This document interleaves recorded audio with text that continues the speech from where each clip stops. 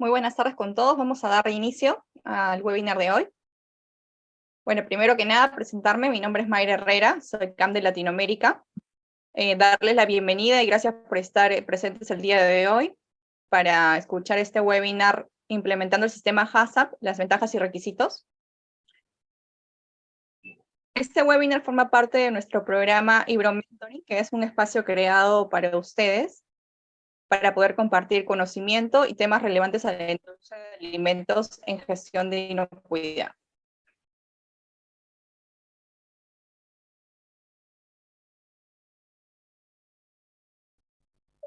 Bueno, me olvidé de confirmar si todos me escuchan bien, pero si pueden por el chat escribir, si me escuchan todos bien. Sí se escucha, Mayra, por ratos un poquito lento, pero sí se escucha. Ya, perfecto. Muchas gracias. Bueno, nuestra empresa forma parte del grupo INO. Dentro de ellos está Ibero Food Safety, que es la encargada de los servicios de asesorías, auditorías en sistemas de gestión. También está Ibero Academy, que es la parte que ve la formación profesional y capacitaciones en normas, sistemas como HACCP, BRC, FISMA, entre otras. Y también InnoClean, que es miembro de la EHEDG, es el Grupo Europeo de Ingeniería de Diseño Higiénico. Ellos son especialistas en el rubro de saneamiento y limpieza.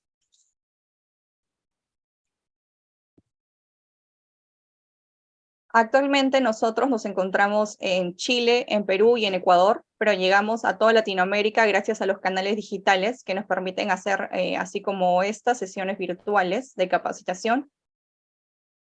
Algunas recomendaciones que vamos a tener en cuenta para la sesión de hoy. Primero que nada, vamos a mantener el micrófono en silencio para no interrumpir al ponente. Las preguntas que surjan durante la sesión las escriben a través del chat. Y al culminar la sesión vamos a disponer de un espacio justamente para poder responder todas las preguntas o inquietudes que surgen durante este tiempo. Bueno, muchas gracias por su participación. A continuación, darle la palabra también y presentar a Alonso Valera. Él es el jefe de operaciones de Perú y es el encargado de dictar este webinar. Muchas gracias, Alonso, también por estar aquí y compartir un poco de tu conocimiento. Muchas gracias, Mayra. Muchas gracias a todos los presentes por estar aquí, por hacer posible este webinar, ¿no?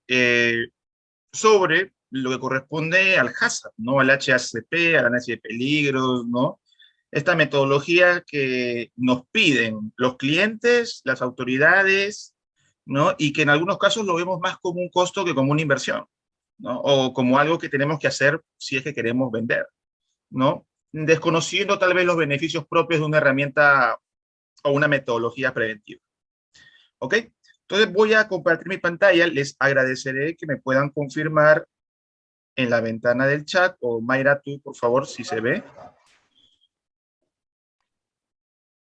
¿Se ve mi pantalla? Se ve muy bien tu pantalla. Excelente. Muy bien. Entonces vamos a dar inicio a este webinar.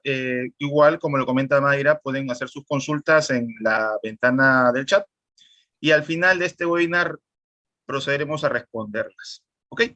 Bien. Implementando el HACCP, ventajas y requisitos. No vamos a abordar qué significa HACCP, ciertamente, y cuál es la importancia que tiene dentro del mercado de los alimentos. De seguro no lo tiene y estamos simplemente implementando porque sí, porque a alguien se le ocurrió de la idea loca de implementar un sistema. ¿Ok? Vamos a hablar un poco de la introducción y contexto actual. Me gusta mucho hablar sobre el contexto en el cual la industria se está manejando, porque eso da un sentido a las acciones y decisiones que tomamos, las autoridades, las industrias, ¿no? Y las diferentes clientes o consumidores. Hablaremos después del HACCP como concepto, plan y sistema, que ojo, es muy diferente, ¿de acuerdo? A ver, voy a mutear, ¿sí? En la medida posible, por favor, tengan sus micros apagados para no interrumpir al resto. Eh, los 5 pasos preliminares del HACCP, después abordaremos a modo de resumen, ¿no? Y después los 7 principios.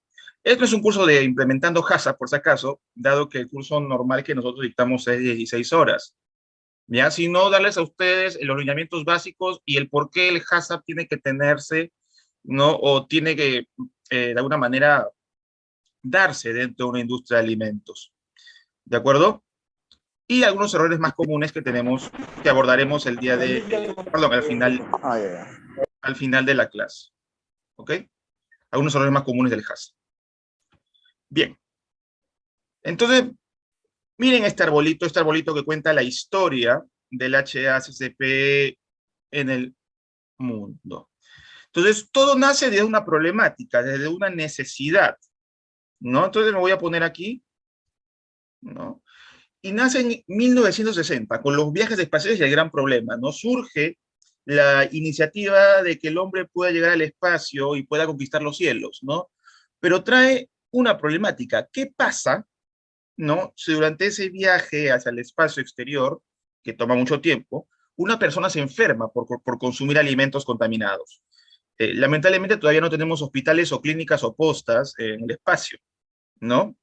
Entonces, en los 60, ¿no? Bueno, en 1960, la compañía Pillsbury, una compañía norteamericana, el ejército de los Estados Unidos y la NASA, en conjunto buscaron desarrollar un programa de producción de alimentos inocuos para el programa espacial americano, ¿no? Esto para solventar el problema que se tenía de cómo poder asegurar alimentos libres de algún peligro, ¿no? O en los niveles aceptables que no generen un daño a la salud, ¿ya? Bueno, se hizo el trabajo y en el año 71 la compañía Pillsbury presentó el sistema HACCP, que era un proto-HACCP, ¿no? Un prototipo del HACCP, ¿no? En una conferencia de alimentos. Si bien esto fue aplicado para cubrir esta necesidad dentro de los programas de viajes espaciales, ¿no? Sirvió de base para que la FDA, que es la Administración de Alimentos y Medicamentos en Estados Unidos, lo tomara como una referencia para desarrollar normas para la producción de alimentos enlatados de baja acidez. Miren cómo parte de una necesidad específica y luego, al ver que es eficaz o que puede tener una utilidad, se aplica a otro rubro de la industria que son alimentos enlatados de baja acidez. Y yo les pregunto a ustedes, ¿por qué creen que Estados Unidos, la FDA, se orientó primero en ese tipo de productos? ¿Qué me dicen? A ver, me escriban por ahí. ¿Por qué creen que las primeras normas, tomando como referencia el HACCP, se aplicaron a estos alimentos enlatados de baja acidez? ¿Por qué? ¿Qué es lo que buscaba prevenir? ¿Mm? Tenemos aquí, a ver, ¿qué me dice? Prevenir peligros, ¿no? Ya, pero todos los alimentos tienen algunos peligros, en mayor o en menor medida, ¿no? ¿Por qué? ¿Qué peligro existe principalmente en conservas de baja acidez? Exactamente, Juan, ¿no? La proliferación de la toxina del Clostridium botulinum, que genera botulismo y botulismo infantil. Era una toxina altamente letal, ¿no? Por ende, se orientó a esos alimentos de alto riesgo. No sé si parte de los países... y me olvidé preguntar, ¿no? Disculpen mi error. Quisiera saber desde dónde nos están viendo, de qué países. Perú, Chile, Ecuador, Colombia, Argentina, Venezuela, Perú, perfecto. Colombia, excelente. El Salvador, ¿cómo están?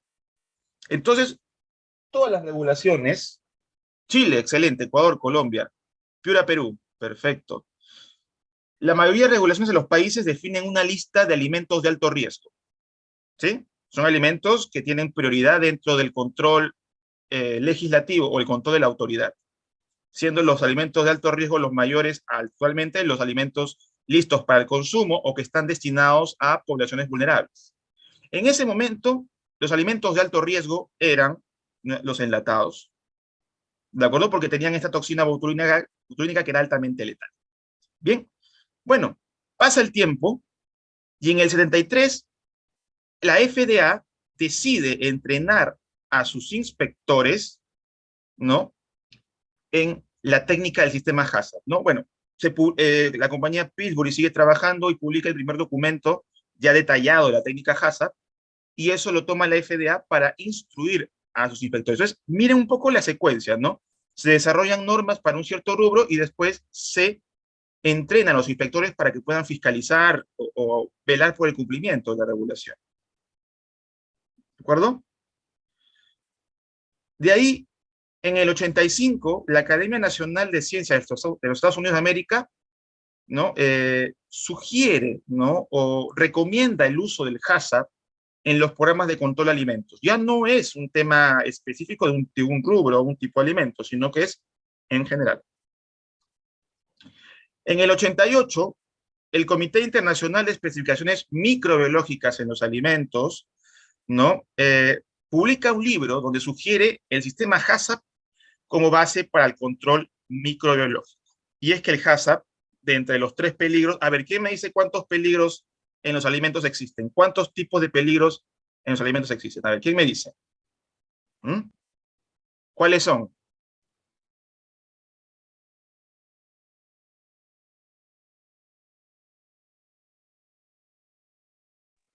A ver, vamos a ver. Químicos, físicos y biológicos. Exactamente, ¿no? Entonces, ciertamente el HACCP, por base, era muy eficaz y sigue siendo muy eficaz para mitigar peligros biológicos, ¿no? Porque es tan sencillo como calentar, subir la temperatura y mantenerlo así por un tiempo, ¿verdad? Entonces, de entre los 3 peligros, el HACCP resultó más eficaz, ¿no? Controlando peligros biológicos. Químicos no tanto, ¿no? Porque la industria actualmente carece de tecnologías lo suficientemente viables para controlar peligros químicos, ¿no? Hablo de la industria alimentaria, ¿no? La industria de procesamiento. ¿Ok? Entonces, finalmente, en el 93, entre el 93 y el 97, el Códex Alimentario, en su publicación de los Principios Generales de Higiene, que se ha actualizado en este 2020, adiciona a este documento las directrices de la aplicación del sistema HACCP. Es decir, el Códex ya lo incorpora, ¿no? A su documento, a su código de prácticas llamado Principios Generales de Higiene de los Alimentos. Entonces, como pueden ver, todo parte de una necesidad específica que al ser eficaz se aplica y se va aplicando a toda la industria. Miren cuántos años, qué tan viejo es el HACCP. Y aún así lo seguimos utilizando. ¿Ok? Bueno, esto a modo introductorio para que conozcan un poco el origen. Ahora, tenemos tendencias actuales, la globalización, ¿no? Las cadenas de suministro, las importaciones y exportaciones. Les pregunto a ustedes, ¿cuántos ingredientes tienen esta pizza? A ver, ¿quién me dice? ¿Cuántos ingredientes puede ver usted en esta pizza? A ver.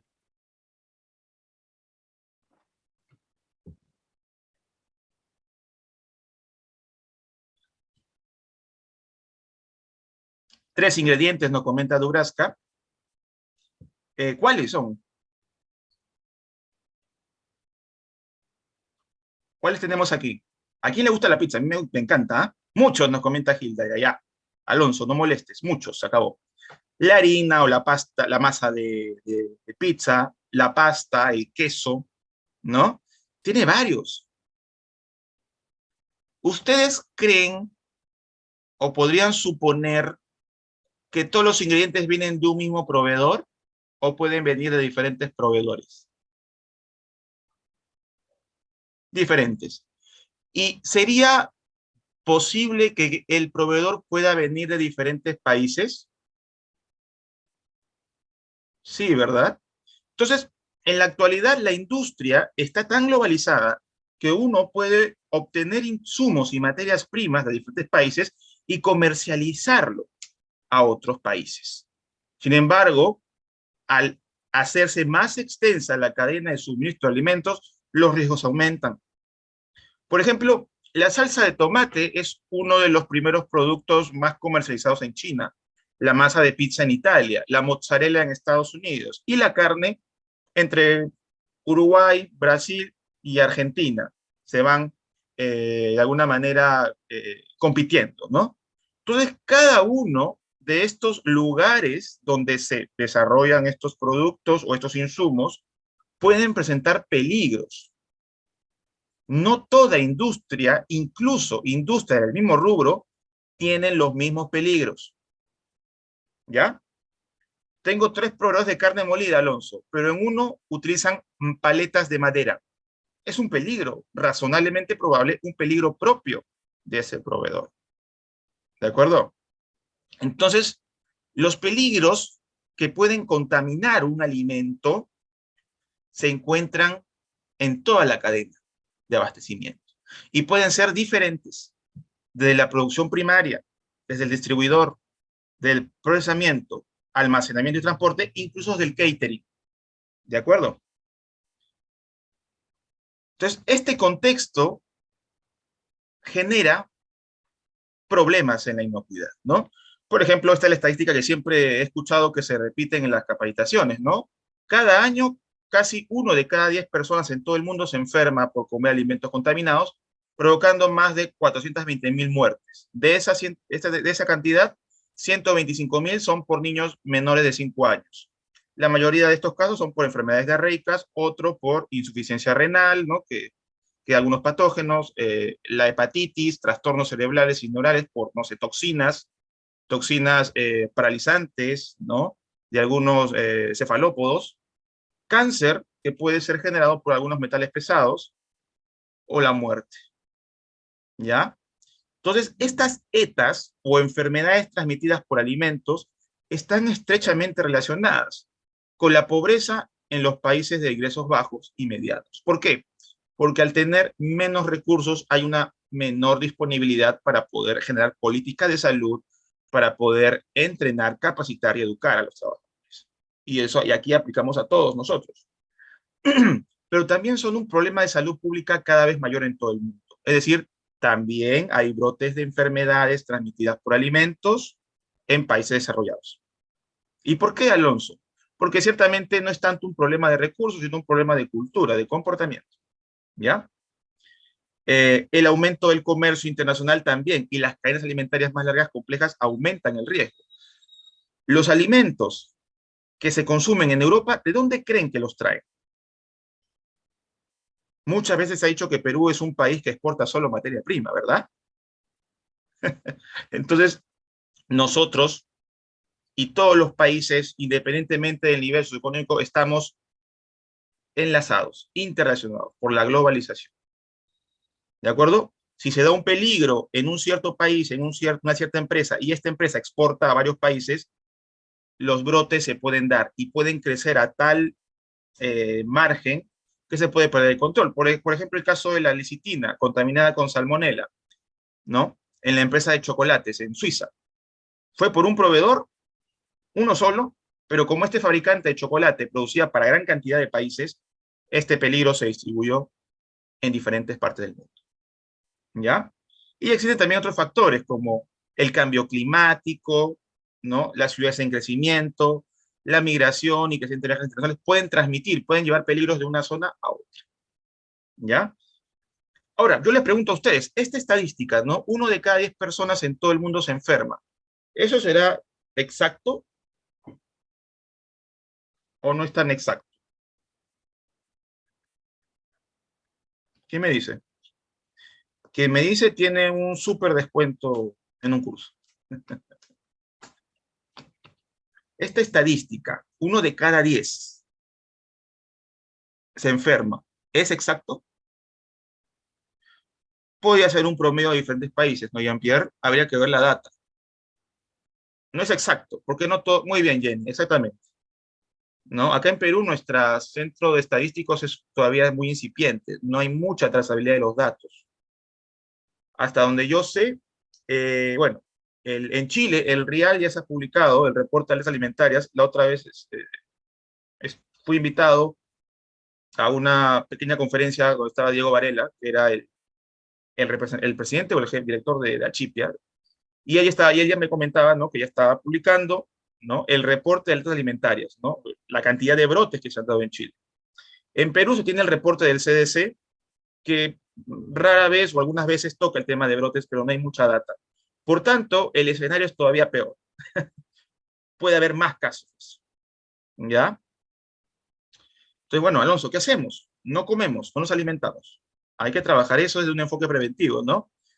Mayores datos tenemos, por ejemplo, a nivel de la región de las Américas, cada año 77 millones de personas se enferman, más de 9.000 mueren, incluido 31 millones que son niños menores de 5 años enferman y más de 2.000 mueren. La mayor causa de esto son enfermedades diarreicas, ¿no? ¿Y quiénes son los que generan estas enfermedades diarreicas? Norovirus, que es un virus, la E. coli patógena, ¿de acuerdo? La enterotoxigénica, enteroinvasiva, hemorraica, creo, ¿no? Y enteropatógena. Son 4. Y 2 más, ¿no? Campylobacter jejuni y la Salmonella notifi. Ya, la que no te genera tifoidea, la enteriditis, por ejemplo. ¿Ya? Entonces, es una gran cantidad, que posiblemente es mucho mayor. ¿Sí? Entonces, ¿qué hacemos ahí? Bueno, surge el HACCP como una base, como una herramienta con base científica y metodología. ¿Ya?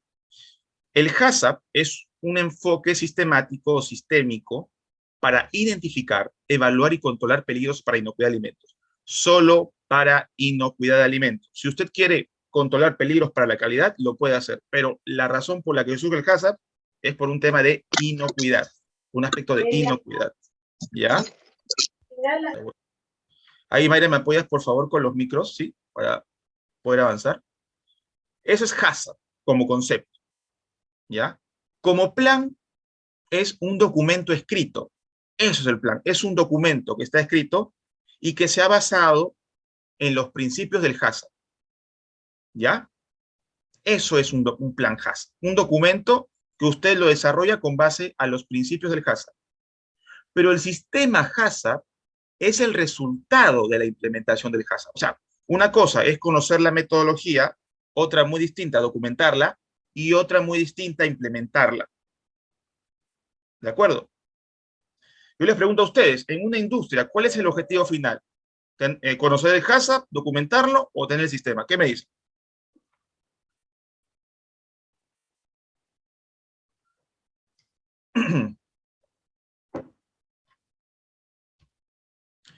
Implementarlo, ¿no, Pedro? Tener el sistema, un sistema que esté integrado a la forma de trabajo de la empresa.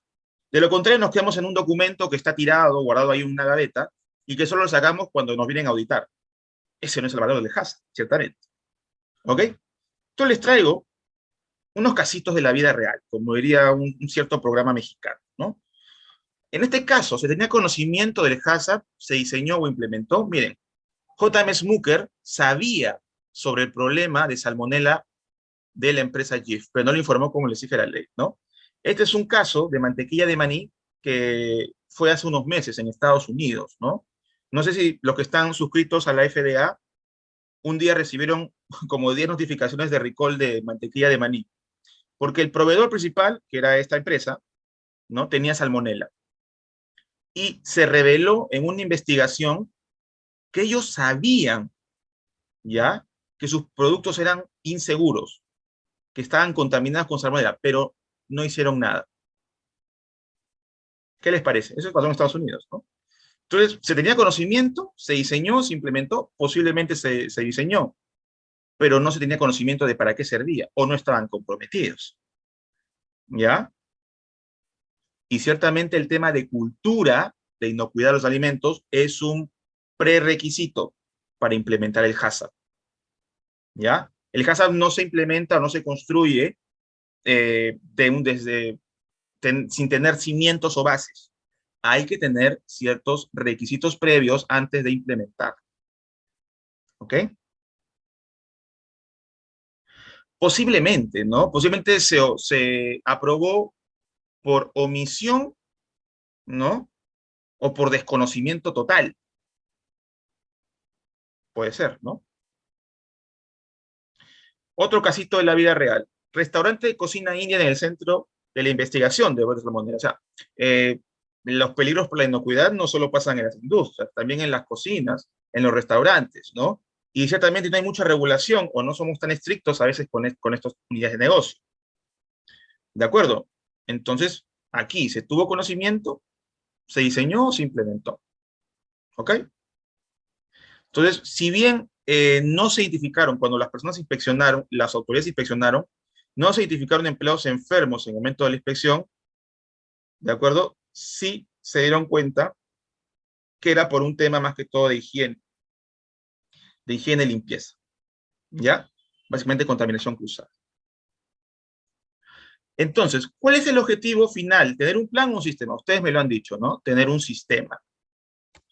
Ahora, la siguiente pregunta, bueno, quiero tener un sistema. ¿Qué necesito antes de implementarlo? Entonces, requisitos previos del HACCP, o como se les llama, prerequisitos, tenemos los PPR, donde están incluidas las buenas prácticas de higiene. Las buenas prácticas de higiene son las condiciones básicas fundamentales que usted puede aplicar a toda la cadena de abastecimiento de alimentos. Es decir, ya seas un fabricante, un distribuidor o un productor primario, tienes que lavarte las manos, tienes que tener buena salud. Esas son buenas prácticas de higiene. Sin embargo, las buenas prácticas de fabricación, buenas prácticas agrícolas, buenas prácticas de almacén, eso está más orientado a ciertos eslabones de la cadena de alimentos. Sector logístico, sector fabricante, ¿ok? Pero las buenas prácticas de higiene sí se aplican para todos, ¿ya? Es lo mínimo en orden de limpieza que tenemos que tener, ¿ok? Y estos programas requisitos previos deben estar bien establecidos, plenamente operativos y verificados. Claro, uno piensa, ya lo implementé, pero lo está aplicando malísimo, ¿no? Y cuando va a implementar el HACCP, eso se traduce en una infinidad de controles que la empresa no está, obviamente, en la condición de poder sustentarlos, ¿no? En la condición de poder pagarlos, ¿no? O de controlarlos, ¿no? Entonces, no se sientan orgullosos si su empresa tiene 7, 8, 9, 10 PCC. O sea, que tengan tanto control significa que no tienen control. El PCC es como la cereza en el pastel, el punto crítico de control, por si acaso. ¿Ya? ¿Qué más? Compromiso de la dirección con la inocuidad de alimentos. No, esto ya parece, muchas veces se dice, no esto del compromiso, pero tal vez no llega lo suficiente a la alta dirección. Y es que la alta dirección es la que define el sentido de la empresa, el compromiso que tiene con los consumidores, hacia dónde se dirige el negocio, ¿no? Y ellos son los que deben estar comprometidos con ¿qué? Con establecer y mantener una cultura de inocuidad, que se defina la forma en cómo se va a comportar el personal. Si calidad va y le dice a un personal de producción, oye, tienes que comportarte así, no va a hacer mucho caso, ¿ah? Si es que no está la alta dirección ahí para dar el compromiso. Son ellos los que lideran la construcción de cultura. ¿Ok? Y aquí está, ¿no? Establecimiento y mantenimiento de una cultura positiva de inocuidad alimentaria. Si lo desean, el próximo webinar aquí en Ibero Mentoring podrá ser cultura, ¿ya? Y que el personal tenga la competencia y la capacitación adecuada en HACCP. Es decir, no solo el equipo, sino que entiendan para qué es el HACCP, ¿no? Y cómo se debe aplicar, desde los requisitos previos, ¿ok? Ciertamente, uno cuando contrata a un personal define una brecha de competencias. Las competencias del personal que tú contratas posiblemente no son las que tú esperas y hay un periodo de capacitación, de inducción, en que el personal nuevo tiene que estar acompañado. Eso es capacitación y competencia. En este ámbito, adecuados al HACCP, ¿no? ¿Quién va a hacer el monitoreo del PCC? ¿Quién va a hacer la verificación?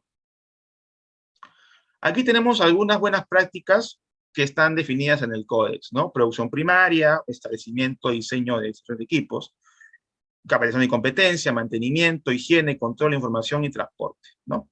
Ahí lo dejo para que puedan ahondar un poquito más. Esto es lo principal, ¿no? Ahora, Alonso, ¿cuáles son las ventajas para tener un sistema HACCP? ¿En qué me ayuda a mí? Bueno, número uno, mayor eficacia en el trabajo, ¿no? No tienes que andarle diciendo lo que hay que hacer al personal. Ya está concientizado, ya sabe cómo debe actuar. Menos pérdidas de mermas, ¿no? Si uno trabaja de la manera correcta, los productos no conformes o desviaciones se reducen. Menor costos de no calidad. Un producto conforme cuesta, ¿ya? El reprocesarlo. Ya por si estás perdiendo, porque toda tu inversión no va a tener ninguna ganancia, ¿de acuerdo? Entonces, reduce los costos de no calidad. ¿Saben lo que cuesta un recall? Es carísimo, ¿verdad? Mayor participación del personal y motivación. Ya el personal entiende por qué es importante su trabajo y no lo hace simplemente porque se lo dice. Y bueno, tener acceso a nuevos mercados, ¿no? Una empresa que tiene un sistema implementado es confiable a la vista del cliente o consumidor. Y un mayor reconocimiento del marco, ¿no? Dentro del marco, ¿no? del marco comercial, digámoslo así. Entonces, para poder implementar el HACCP, necesitamos trabajar 5 pasos preliminares. Los pasos preliminares son pasos o etapas orientativas. Sirven para que la empresa se oriente y pueda responder, por ejemplo, quién se va a encargar de llevar a cabo la implementación del HACCP. Bueno, el equipo, ¿verdad? ¿A dónde va a aplicar el HACCP? ¿Qué productos? ¿Cuál es el uso previsto de estos productos? ¿Cuáles son las etapas que vamos a evaluar en el HACCP? Y asegurarnos que ese diagrama de flujo sea el correcto, ¿sí? Entonces, los pasos preliminares, o pasos previos también se le llaman, son pasos que sirven para orientar a la empresa en la implementación del sistema HACCP. Entonces, paso 1, reúna al equipo de HACCP e identifique el alcance, ¿no? Multidisciplinario, que venga o sea parte de las diferentes áreas o procesos involucrados en la elaboración del alimento. Ejemplo, puede ser personal de producción, logística, calidad, I+D, que creo que ahora es I+D más I más C, ¿verdad? Que tengan los conocimientos y las competencias técnicas en el HACCP y en su trabajo, en su proceso. Por ende, los miembros del equipo HACCP generalmente son los responsables de cada área o proceso. Jefe de producción, jefe de logística, jefe de calidad, porque son los que más conocen y los que tienen más competencia en su área de labor. ¿Ok? Y obviamente, al ser multidisciplinarios, permite aportar una mayor información para evitar que se omita algún peligro. Mantenimiento te podrá decir cuáles son los peligros de un equipo averiado. Producción te podrá decir cuáles son los parámetros de proceso. Calidad te podrá decir cuáles son los peligros. ¿De acuerdo? Se puede contar con asesores externos, planes HACCP, guías, ¿de acuerdo? Pero, obviamente, la responsabilidad recae en la empresa, ¿sí? Y necesitamos tener una persona con la suficiente capacitación que podría implementar el HACCP, ¿no? En algunos casos podría ser el coordinador o líder del equipo, el que define la agenda de trabajo y establece las responsabilidades dentro de la implementación del HACCP. Hoy día nos vamos a reunir y vamos a definir las etapas del proceso. Los productos. La próxima reunión, producción me tiene que traer las etapas con los parámetros bien definidos, ¿no? Es el que marca la agenda. ¿Sí? Generalmente el líder es el responsable de calidad, ¿no? O el coordinador es el responsable de calidad. Pero no es el que va a hacer todo el HACCP, ciertamente. ¿Se puede utilizar un plan HACCP genérico? Sí, pero mucho cuidado. Eso no significa que me van a copiar y pegar el plan. Ya yo como auditor a veces me doy cuenta de estas sorpresas, ¿no? Reviso un plan de lácteos y veo frutas y hortalizas en el análisis de peligro. Bastante raro, ¿no? ¿Se puede utilizar un plan genérico? Sí, una orientación como las que publica España, ¿no? Orientaciones como las que publica la FDA o la FSIS para cárnicos. Pero debe adaptarse a la operación alimentaria, ¿ya? Lo he comentado anteriormente, cada empresa tiene peligros distintos. Después se debe describir el producto, los productos que van a estar dentro del alcance del HACCP. Una descripción completa de producto o grupo de productos que incluya, la información pertinente de inocuidad. Por ejemplo, existen empresas que son concesionarias de alimentos. Brindan alimentos preparados para hoteles, aeropuertos, centros, ¿no? ¿Pueden creer cuántos productos tienen estas empresas? Imagínense una carta de 300 alimentos.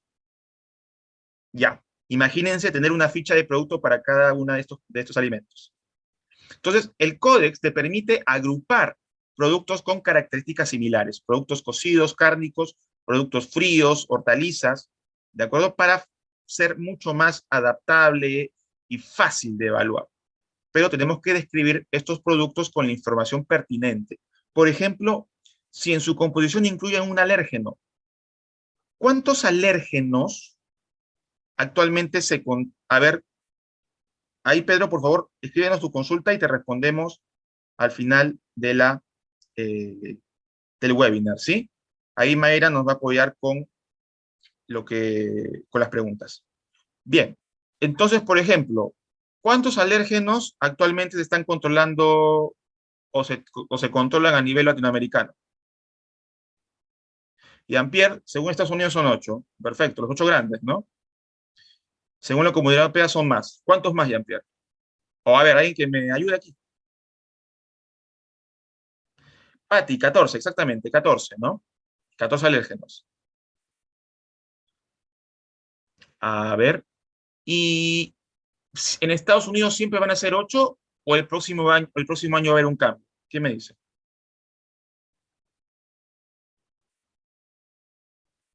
Ya como que medio le soplé la pregunta, ¿no? Ok, ¿cuál es el que se agrega, Jenny? No, no es el apio. El ajonjolí, excelente, Jenny. O la semilla de sésamo, ¿ya? Fue una pelea fuerte en el gobierno de Joe Biden, ¿ya? Porque hubo mucha presión para que se apruebe esa ley, la ley FASTA, porque los costos de salud por personas alérgicas al ajonjolí aumentaron bastante. O sea, se revisó el presupuesto de salud y se encontró que había mucho presupuesto que se destinaba al tratamiento de alergias por ajonjolí. Entonces, lo que se hizo fue publicar la ley FASTA como una forma preventiva para evitar que se den esos casos, ¿no? De reacciones inmediatas, ¿no? Mediados por una proteína. ¿Qué son los alérgenos? ¿Ok? Bueno, hay que escribir la composición. También incluye detalle del proceso. Pasó por un proceso de esterilizado, horneado, pasteurizado, ¿no? Aquellos procesos que puedan ser relevantes para inocuidad de alimentos. También los límites, ¿no? Cualquier límite relevante para el producto alimenticio, ¿no? ¿Cuál es el límite o el nivel aceptable de salmonela en un alimento listo para el consumo? ¿Qué me dice?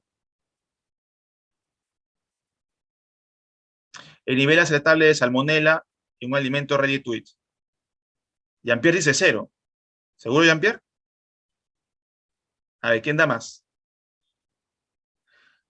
Exacto, ausencia, ¿no? Ausencia. Bueno, la terminología de laboratorio es ausencia, en 25 gramos de muestra. En algunos casos, en Chile creo que tienen dos, ausencia en 25 y ausencia creo que en otra cantidad, ¿no? Esos son límites relevantes para el producto, ¿ya? De inocuidad. Por ejemplo, la aflatoxina en castañas. ¿Cuál es el límite máximo en ppm? Ahí los agarré.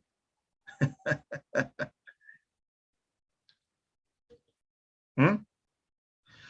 Puede ser 10 ppm si es castaña para para consumo directo, o 15 ppm, si no me equivoco, para castaña de uso que va a pasar por un tratamiento posterior. ¿Ya? Ahí revisen, está en la norma de contamiento del códex, pero 10 ppm más o menos. Es un límite, ¿ya? De aflatoxinas. Entonces aquí, límites para aditivos alimentarios también, ¿no? A ver, el nitritos en carne, ¿cuál es el límite? ppm. A ver, ¿qué me dicen nuestros hermanos de Chile, de Colombia, con su regulación de nitritos en cárnicos? ¿Son 100 ppm? ¿120? ¿140?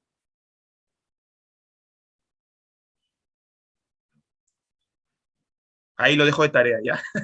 Pero los nitritos son obviamente para prevenir la generación de toxina botulínica, ¿no? O las esporas, que después van a germinar y producir una toxina. Entonces, son límites relevantes. El tema, por ejemplo, de plaguicidas, trazas de residuos de medicamentos, ¿ya? Son límites relevantes que su producto debe considerar tenerlos en su ficha, en su descripción.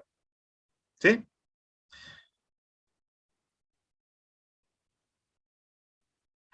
También, Jean-Pierre, los microorganismos pueden estar presentes, pueden contaminar o recontaminar un alimento o pueden supervivir en un alimento, ¿ya? O pueden crecer también.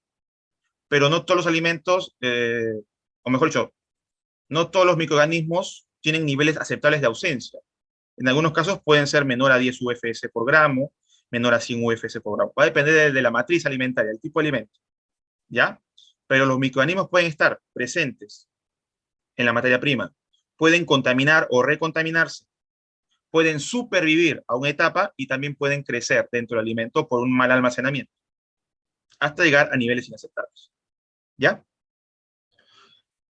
Entonces, los usuarios previstos, hay que también tener en cuenta cuál es el usuario, ¿no? Es para consumo directo, para un proceso posterior que podría eliminar algún peligro, porque si es así, tal vez los controles no serían tan estrictos. Sin embargo, si hay grupos vulnerables, ¿no? personas mayores de 65 años, menores de 5, mujeres embarazadas o personas inmunocomprometidas, ¿no? Personas que tienen un sistema inmunológico debilitado por una enfermedad o por un tratamiento, cáncer o tratamiento del VIH, ¿ya?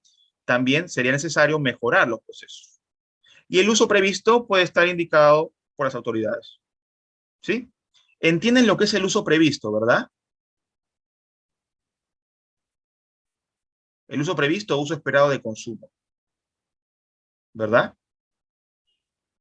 O sea, vayan a comprarse una galleta con chocolate, el sabor de la marca que les guste, y vayan a comprarse un pedazo de panceta, ¿no? O de carne para freír. Entonces, ¿cómo se comen la galleta de chocolate? A ver, ¿quién me dice? ¿Cómo se come la galleta de chocolate? Siempre que pregunto esto, mucha gente duda, piensa que es con trampa. Directo, bien, Jenny, bien, de una vez. Claro, se abre y se come, ¿no? Pero ustedes podrían comer de la misma manera la carne. O sea, abres la carne y te la comes cruda. ¿Voy a hacerlo de esa manera? No, ¿verdad? Entonces, cuando hablamos del uso previsto es el uso esperado, ¿no? Claro, muchas veces la gente come pizza congelada, ¿no? Y ese no es el uso previsto. Produce peligros, ¿no? Porque la carga microbiana de un crudo es diferente a la carga microbiana de un alimento listo para consumo. ¿De acuerdo? Entonces, si comes algo crudo y te cae mal, no es porque el alimento se esté contaminado, es que no ha seguido el uso previsto de consumo. Y eso lo define la empresa o lo define la autoridad. ¿Ya? Tengan cuidado con eso. Bien, después, ¿qué tenemos que hacer, Alonso? Después tenemos que elaborar un diagrama de flujo, ¿no? Una secuencia de etapas que cubra toda la etapa de producción, incluyendo el retrabajo. ¿Qué es el retrabajo? O también llamado reproceso. Para objeto de este webinar, voy a considerar retrabajo y reproceso como iguales, como sinónimos, ¿ya? Porque tienen significados diferentes, pero no quiero profundizar más en eso. O sea, es una etapa adicional por la cual pasa un producto para hacerlo aceptable, ¿ya? Es un retrabajo. Una etapa adicional por la que pasa el producto para hacerlo aceptable.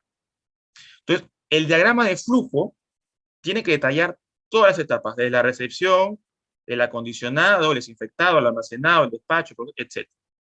Y tiene que hacerlo para cada producto, para cada categoría de productos, categoría lácteos, cárnicos, envasados a granel, y pueden agruparse si pasan por procesos similares. Por ejemplo, elaboramos galletas con sabor chocolate, sabor fresa y sabor vainilla.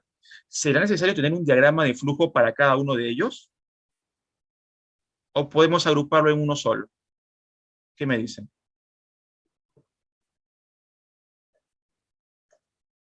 Uno solo, ¿no? Solo cambia el aditivo que se adiciona. De ahí paso las mismas. ¿Sí? Muy bien, excelente.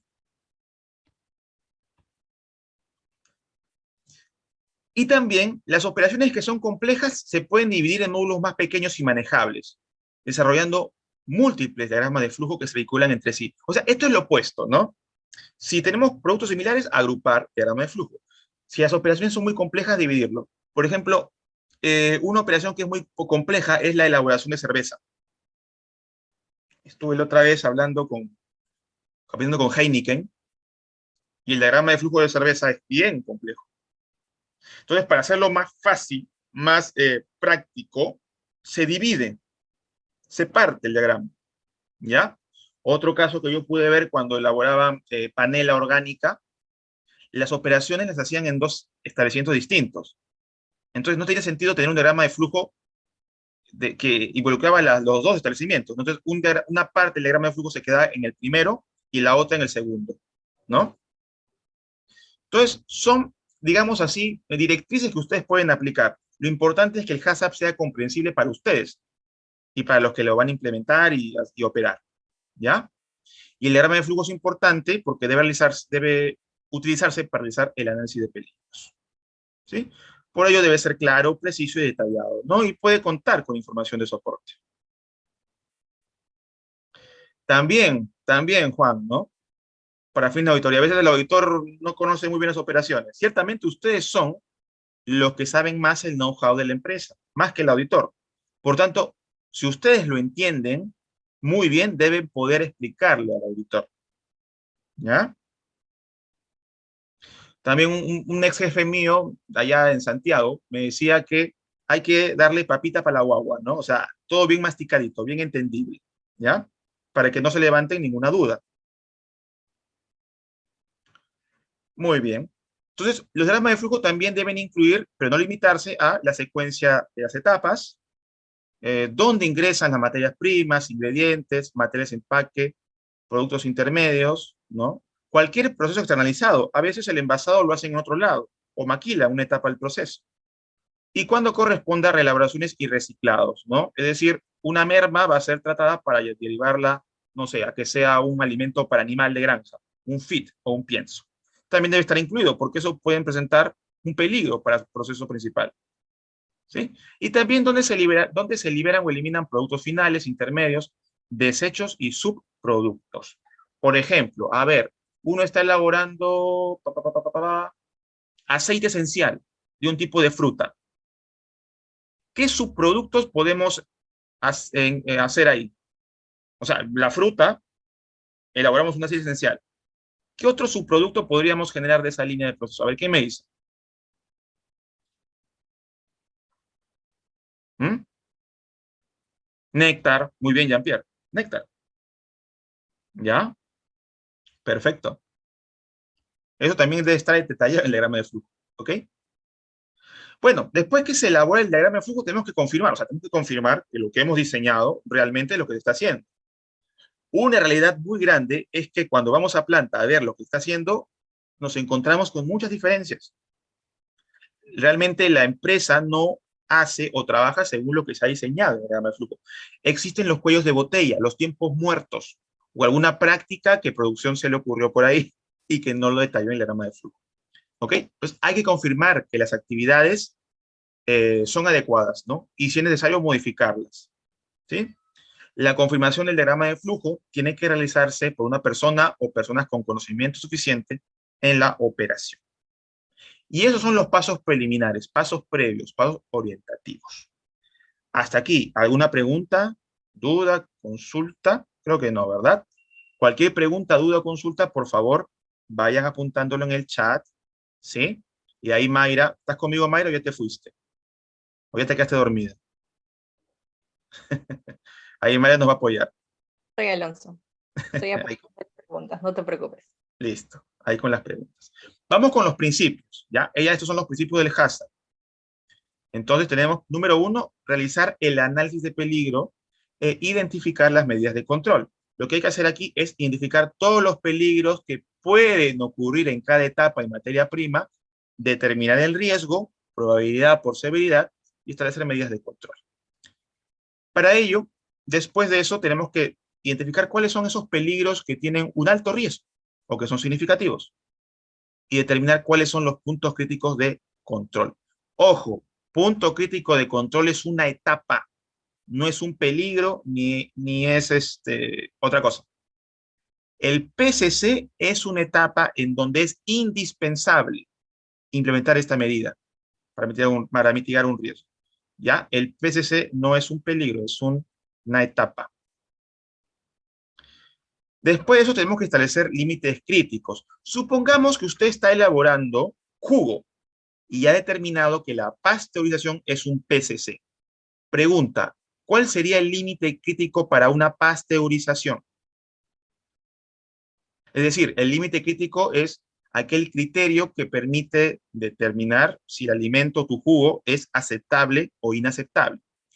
Muy bien, Juan, la temperatura, pero ¿cuál es el valor? Bien, Katia, 90, ¿no? Wow, 90, mínimo 90, ¿no? ¿Y por cuánto tiempo? Tal vez 10 minutos, 15 minutos. Entonces, el límite crítico son aquellas, digamos, valores, digámoslo así, pueden ser medibles o observables, que en una etapa te va a poder determinar si tu producto es seguro o no es seguro. ¿Ya? Y tiene que estar validado. Es decir, Valeria, por ejemplo, ¿por qué no dice que es 90? Perdón, Katia, perdón. ¿Por qué no dice que es 90? No porque se lo inventó, porque ella ha leído en un libro de referencia o en un estudio, en una tesis o en la FDA o en el CODEX que a esa temperatura mueren los patógenos en esa etapa. ¿Ya? Una vez que hemos definido los límites críticos y los has validado, tenemos que monitorear, tenemos que velar porque se cumplan esos límites críticos. Entonces, a ver, Katia, nos dijiste 90 grados Celsius. ¿Cómo tú monitorearías que se logra esa temperatura o se pasa esa temperatura? ¿Cómo lo harías tú, Katia?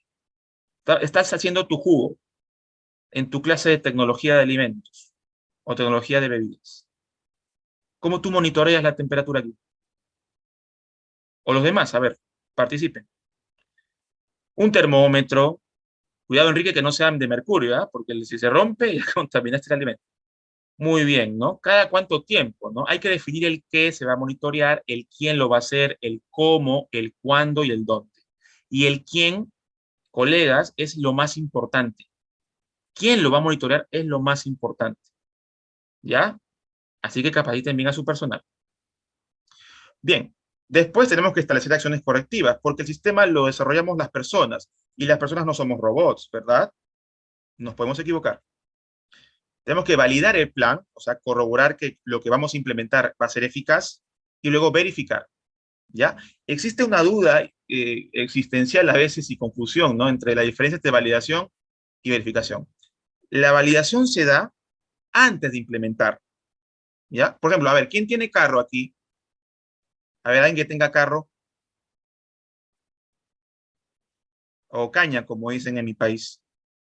¿Alguien tiene acá carro? ¿Nadie? Yo tampoco tengo, ¿ah? Por eso pregunta. Eh, ya, celular.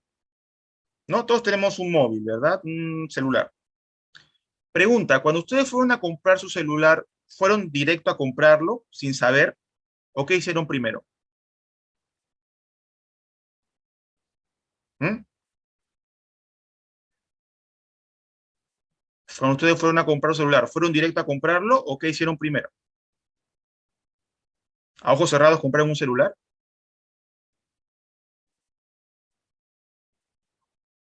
Exactamente. Eso se llama validar, Jenny. Se busca información técnica, científica, referencial, para asegurarnos que cuando lo compremos va a cumplir con lo que hemos previsto. Eso es validación. Validar significa, dentro del ámbito del hazard, a través de diferentes metodologías, procedimientos o pruebas, asegurarnos que la medida de control, cuando se implemente, no es implementado, cuando se implemente, sea eficaz. No nos vamos a tirar a la piscina sin tener agua, ¿verdad? Y vamos a eh, sacar un montón de dinero para implementar una medida que no sabemos que es eficaz. Imagínense, ¿no?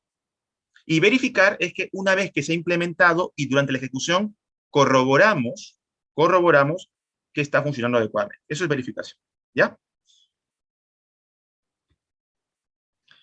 Y finalmente establecer el sistema de documentación, ¿no? ¿Documentar para qué, Alonso? Documentación, número uno, tener evidencia de cómo se ha desarrollado el hazard y cómo funciona. Y número dos, evidencia de que se ha dado, ¿no? Los registros. Entonces, principio número uno, que abarca el análisis de peligro, todos los peligros potenciales y evaluarlo, para determinar cuáles son los peligros significativos, ¿no? O los peligros que son razonablemente probables que ocurran en niveles inaceptables, ¿ya? En una industria panadera, ¿es razonablemente probable encontrar madera, sí o no?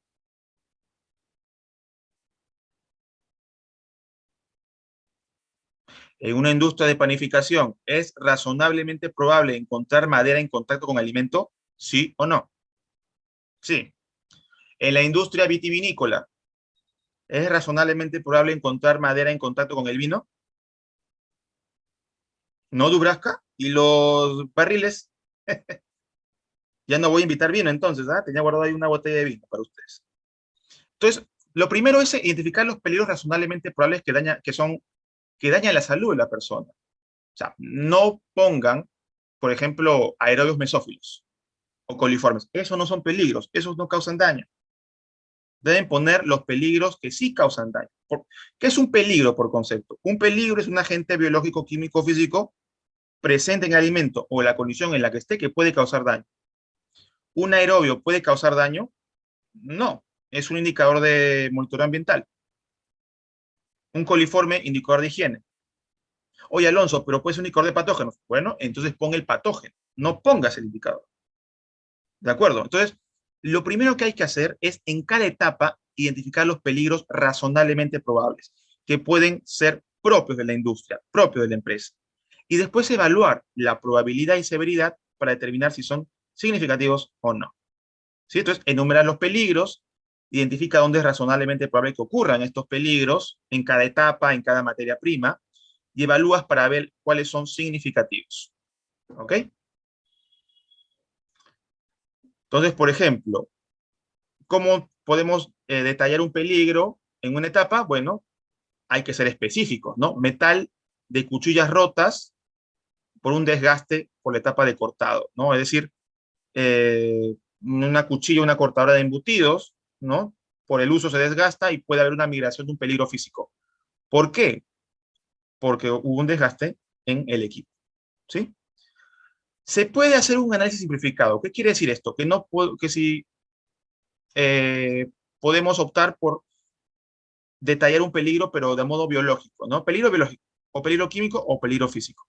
Ya no detallaríamos como salmonela, como E. coli, ¿no? Como Clostridium, ¿ya? Es una forma de simplificarlo, pero ciertamente no es recomendable para empresas que recién comienzan, ¿ya? Porque las medidas de control para mitigar un peligro biológico pueden ser distintas, ¿sí?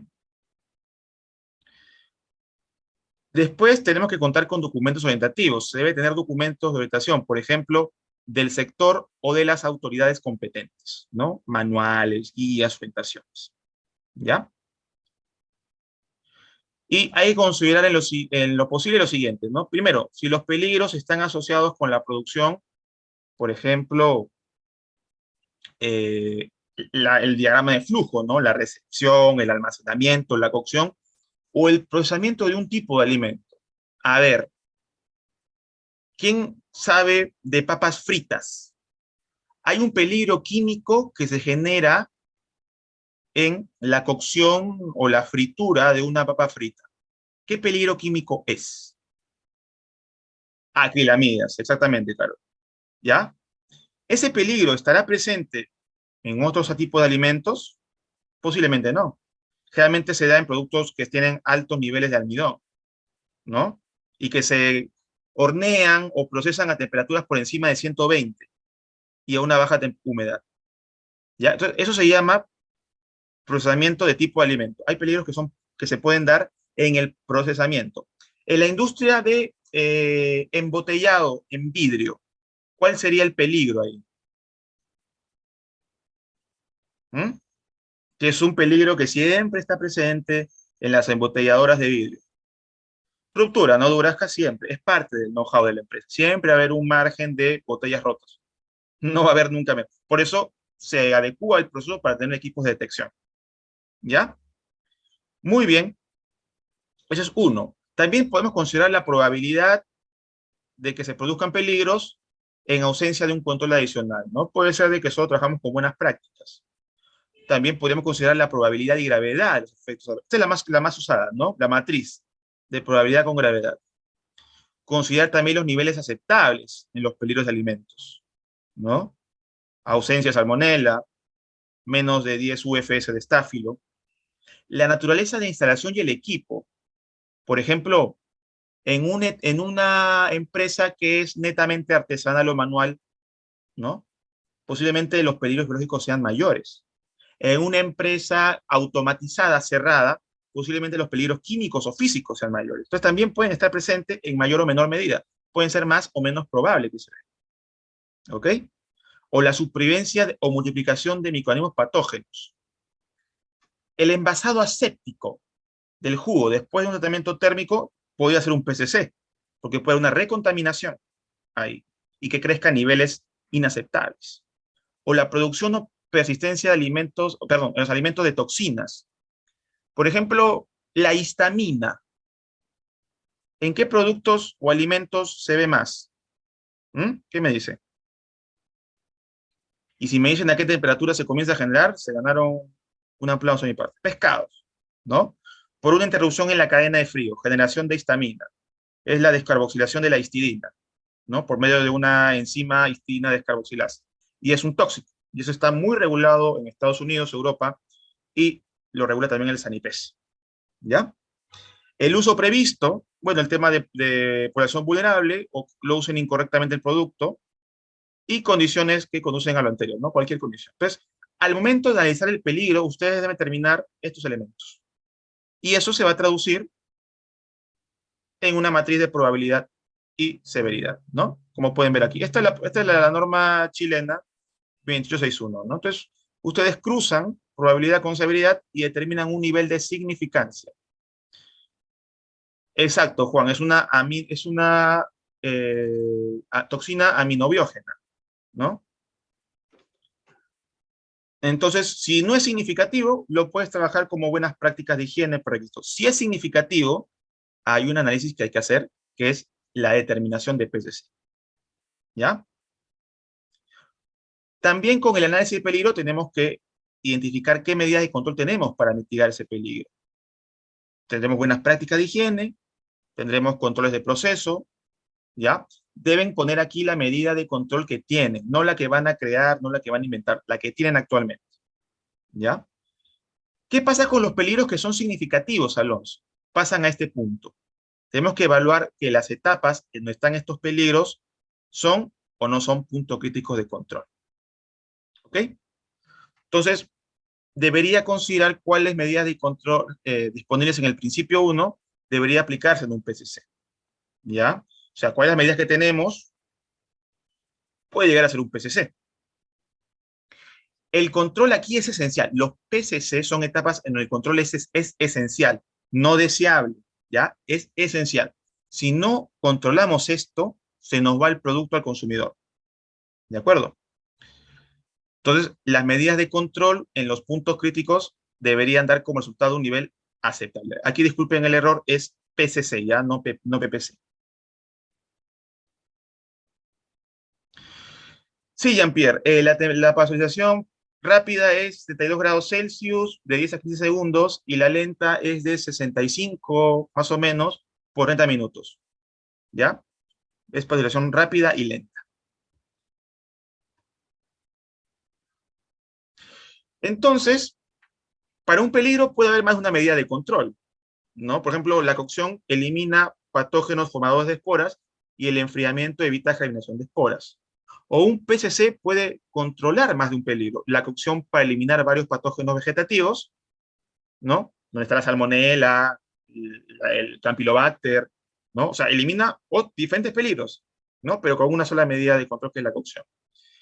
Ahora, si no existen medidas de control en ningún paso para un peligro significativo, entonces hay que modificar el proceso o el producto. ¿De acuerdo? ¿Por qué, Alonso? Por ejemplo, ¿no? La otra vez estábamos viendo un deshidratado de frutas orgánicas y el secado o el deshidratado de pastas, por ejemplo, se hace a temperaturas de 50 grados Celsius y toman bastantes horas. Claro, y tú dices, bueno, Alonso, subamos la temperatura, ¿no? Para poder matar más bacterias. Claro, tú las puedes subir, pero si lo haces, el producto se echa a perder. Y ese es otro talón de Aquiles que tienen los responsables de calidad. Piensan tan solo en inocuidad y no piensan de una manera integral. Acuérdense que debemos llevar un sistema que sea íntegro, que se integre las operaciones. Si no se puede, hay que modificar la etapa o el proceso, el producto o el proceso. ¿Ya? Porque si no, bueno, puedes tener un deshidratado inocuo, pero va a parecer una papa frita, ¿no? Como tal. Pues entonces, para determinar el PCC, tienes este árbol de preguntas, ¿no? Este árbol de preguntas para poder determinar cuál es su PCC, ¿no? Y también hay otro enfoque que plantea el códex, pero aquí lo voy a dejar para que ustedes lo puedan leer, ¿sí? Pero yo recomiendo que usen el árbol de preguntas porque algunos inspectores o auditores todavía no están eh, no tienen mucho conocimiento de este enfoque, ¿ya? Entonces, preguntas para ustedes. ¿Un plan HACCP de panetones puede aplicarse directamente a una planta de galletas? O sea, ¿puedo agarrarlo y ponerte los mismos PCC? ¿O cuál es la diferencia? A ver, ¿qué me dice?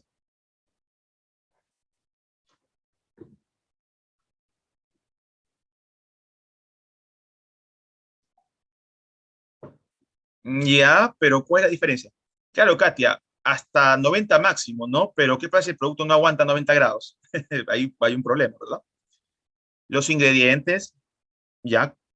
¿Qué más? Hay una etapa que no tienen las galletas.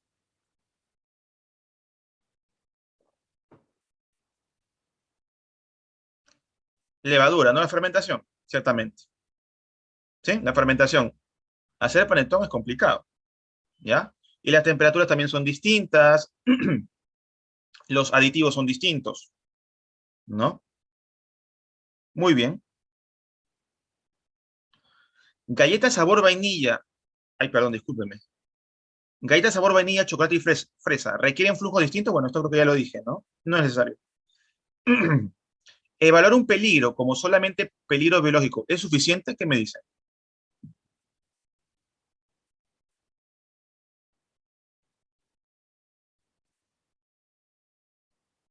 ¿Mm? Evaluar un peligro, o sea, no vas a poner presencia de salmonela, presencia de parásitos, sino vas a poner peligro biológico. ¿Sería suficiente o hay que detallar algo más?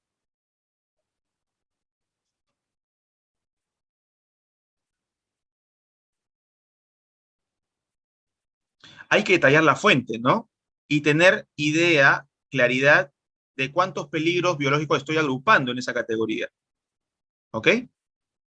Porque a lo mejor una medida que es eficaz contra un peligro como la salmonela tal vez no lo sea para un clostridio, ¿no? O un parásito. Bien. Después tenemos que establecer el límite crítico, ¿no? Que es validado, ¿no? Que es un criterio, puede ser observable o medible, con el cual usted puede saber si un alimento es aceptable o inaceptable, ¿no? Observable que puede ser ausencia, presencia, ¿no? ¿Se acuerdan del caso de parásitos en conservas chinas? ¿De acuerdo? O alérgenos, ausencia, presencia. Y medible, tiempo, temperatura, presión, actividad de agua, etcétera. ¿Ok? Entonces hay que especificar los límites críticos y validarlos. Ya demostrar que son realmente alcanzables en el proceso. Sí, que se pueden mantener en el proceso. Si no se pueden mantener, entonces no están validados. ¿Sí? Entonces hay que validar si son capaces de controlar el peligro hasta niveles inaceptables y si se pueden implementar adecuadamente. Entonces, validar límites críticos podría basarse en literatura existente, alguna regulación o orientación, o hacer un estudio o un experimento. ¿Sí? Después, tenemos que establecer un sistema de monitoreo, de seguimiento, ¿no? La vigilancia, ¿no? Es el acto de realizar una secuencia planificada de observaciones o mediciones, ¿no? Cada cuántas horas, o va a ser continuo, ¿no? Para poder asegurar que los límites críticos se están cumpliendo. ¿Sí? Ahora, siempre me preguntan esto, ¿cuál será la frecuencia de vigilancia más adecuada, Alonso? ¿Cada hora, cada 2 horas, cada cuánto tiempo tengo que monitorear mi temperatura? Entonces, la suficiente para asegurarte que ante una desviación tú tienes el producto bajo control. Porque si tú despachas producto cada 4 horas y es el monitoreo cada 6 horas, cuando tú te des cuenta de que estás fuera del control, el producto ya se fue. ¿Ya? Ese puede ser un criterio. Y además, el método y la frecuencia deberían ser capaces de detectar a tiempo cualquier incumplimiento del límite crítico, ¿no? Para poder aislarlo y evaluar, ¿no? Bueno, lo que les comentaba. Entonces, por lo general, al momento de hacer mediciones, ¿no? Se utilizan físicas químicas, ¿no? Mediciones físicas o químicas, temperatura, tiempo, a las pruebas microbiológicas. ¿Por qué? Porque las pruebas microbiológicas toman más tiempo del que nosotros podemos tener para liberar un producto, ¿ya? Entonces, las pruebas microbiológicas las destinan más que todo para verificaciones, ¿no? Cada cierto tiempo, para asegurar que los PCCs están siendo monitoreados adecuadamente y los límites críticos se están cumpliendo, ¿ok? Ahora, ¿quién se va a encargar de vigilar el punto crítico de control? Bueno, tiene que ser alguien completamente capacitado para monitorearlo, ¿ya? Y también capacitado para que cuando haya una desviación o pérdida de control, él sepa actuar. No vaya corriendo a avisarle a su supervisor, porque posiblemente su supervisor está en otro lado o no está, ¿sí? Entonces, también es importante que esta persona cuando monitoree, registre esos datos puedan ser evaluados posteriormente por otra persona diferente, con conocimiento de autoridad, ¿no? Establecer tendencias, ¿no? Verificar si se cumple o se ha salido de control y qué acciones se tomaron en cuenta. Siempre que sea posible, estos procesos tienen que ajustarse cuando los resultados de la vigilancia indiquen una tendencia a la desviación. Por ejemplo, ¿no? Aquí nuestra compañera decía que mínimo 90 grados Celsius, ¿no? Es el límite crítico. Entonces voy a hacer aquí un cuadro, ¿no? Y tenemos aquí 90. No, aquí 90 mejor. ¿Sí? Imagínense que es una recta, ¿ya? Disculpen mi pulso. Entonces vemos los monitoreos y en el primer monitoreo 95, en el segundo 94, en el tercero 93. Tenemos que ajustar porque aquí hay una tendencia. No hemos perdido el control, pero si seguimos así, posiblemente pasemos el límite crítico y hay un producto contaminado u observado. ¿Ya? Entonces, cuando hay tendencias, también hay que ajustar procesos. Y todos los registros, ¿no? Documentos asociados con el monitoreo del PCC deben estar firmados, ¿no? O rubricados, ¿no? Por la persona que realiza el monitoreo. Y también debe informar los resultados y el momento de la actividad realizada, ¿no? El ajuste que se hizo. ¿Ya?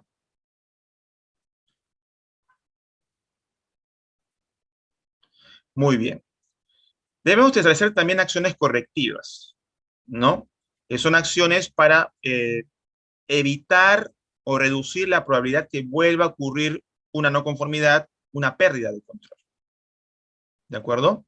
Entonces, las medidas correctivas deben estar predeterminadas o ya deben estar establecidas y documentadas para cada PCC. Y también debemos definir responsables de la vigilancia de cada PCC, ¿no? Que pueda comprender y ejecutar estas medidas correctivas cuando ocurre una desviación. Entonces, dentro de las medidas correctivas podríamos incluir también en la corrección, ¿sí? O el ajuste para eliminar la no conformidad. Porque la acción correctiva también involucra hacer un análisis de causa, que puede tomar más tiempo, ¿no? Entonces, el objetivo de las medidas correctivas es garantizar que el PCC esté bajo control y que los alimentos potencialmente inseguros se manipulen de manera adecuada y no lleguen a consumidores. ¿Sí? ¿Qué acciones podemos tomar sobre el producto potencialmente contaminado? No digo contaminado, digo potencialmente contaminado, ¿no? Segregación y un análisis de seguridad, ¿no? O análisis físico, químico o microbiológico para garantizar cuánto producto fue el realmente contaminado y cuál producto se puede salvar, ¿sí? Si, por ejemplo, el monitoreo es continuo, ¿no? Tenemos un equipo automatizado que siempre es la temperatura en los intercambiadores de calor, por ejemplo, de productos lácteos o bebidas. Cualquier producto que se produzca en el momento en que ocurre la desviación es potencialmente no inocuo. O sea, como es continuo y tenemos data instantánea, cuando hay una desviación, ahí hay producto contaminado. Entonces tenemos que ajustar.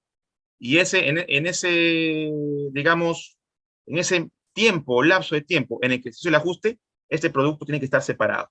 Se puede redirigir a otro tanque o nuevamente pasar por el intercambiador de placas, ¿no? O de tubos. ¿Qué pasa cuando el monitoreo no es continuo? Entonces hay que determinar qué producto puede haberse visto afectado, ¿no? Si el monitoreo es cada 2 horas, desde el monitoreo positivo hasta que volvió a estar bajo control, todo ese producto tiene que ser retirado para ser evaluado posteriormente. Entonces, el análisis de seguridad del producto es posible que se necesiten expertos externos y ahí puede haber disposiciones, ¿no? Si va a ser reprocesado, si va a ser de otro uso o se va a destruir. ¿Ya? Para poder tomar la decisión de la disposición final, tenemos que establecer también un análisis de causa raíz, siempre que sea posible, para identificar y corregir la fuente de desviación. ¿Qué herramientas conocemos para hacer el análisis de causa raíz? A ver, ¿quién me dice?